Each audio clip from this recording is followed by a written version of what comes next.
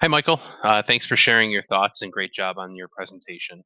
I wanted to share a few of my thoughts also because we were in agreement on a lot of your points, or rather, I agree with a lot of your points.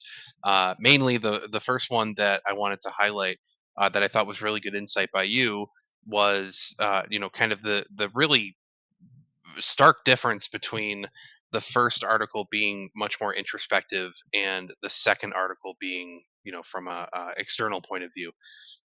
Measuring your life in the first article, especially with a lot of the um, you know really heavy themes that the author went through, and then ultimately just with highlighting the importance of the impact that you have on others, and really setting your foundations and principles and morals as concrete and immovable, and then switching that over to a perspective of kind of how to um, for lack of a better term, how to sell yourself. And I know that was not really the point of the article. The article was, really, obviously giving you the foundation to be able to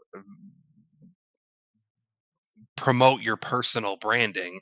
But at the same time, just in layman's terms, it seems, kind of like giving you tips to sell yourself, which is not a bad thing. And I think that the article does a good job of normalizing that.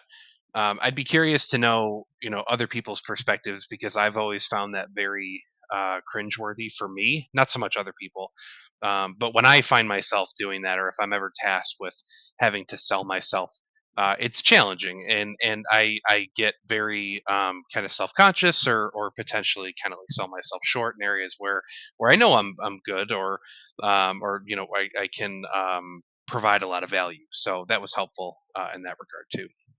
I think ultimately too, I agree with your insight in the value of the third article of ultimately just trying to find ways to get out of your funk, I guess. Everyone's going to experience it. Everyone's going to deal with their own insecurities and their own challenges throughout their personal and professional lives.